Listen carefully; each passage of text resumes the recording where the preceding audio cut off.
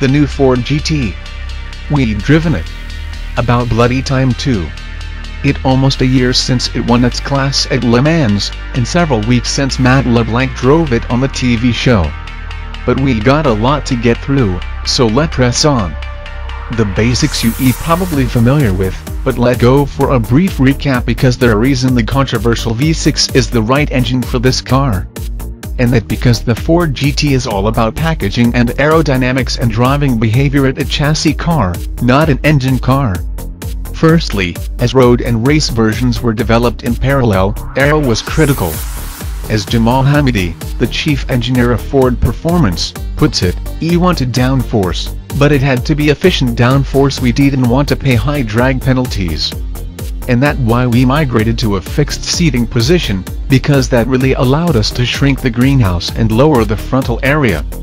So you stay where you are in the cockpit and pull pedals and wheel to where you want them."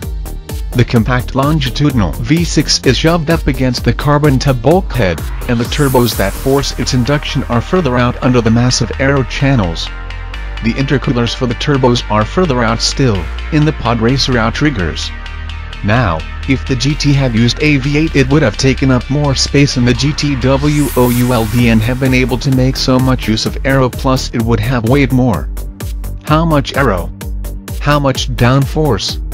Well, that's the one thing Ford won't say, because it might allow rival race teams to calculate how much downforce the racing version produces. But everywhere you look on the bodywork is an aero device of some description. The flying buttresses that blink outrigger to central body are wing profile. They also hollow and channel intake air to the engine, which is pretty cool. The rear lights are hollow and vent air from the intercoolers. They're an underbody diffuser, splitter, flat under tray, active rear wing. Plus, Hamidi points out, "We would never have a hole unless it feeding a cooler." How weird would it be if this bleeding edge aero work was teamed with an old school big banger V8?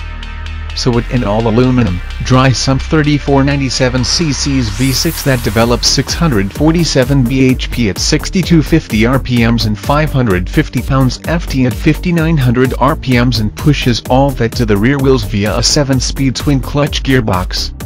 The suspension is double unequal length wishbones all round with inboard spring damper units. There are carbon ceramic brakes with 6-piston Brembo front calipers clamping 394mm discs. 4-piston calipers work the 360mm rear discs, and hydraulic, not electric, power steering. And then their track mode. Twist and knurl the knob on the steering wheel to confirm with another button press and the GT drops 50mm instantly. It like the underside of the GT is a suction clamp.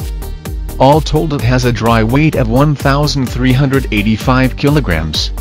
Which probably means it weighs getting on for 1,500 kilograms when loaded with fluids.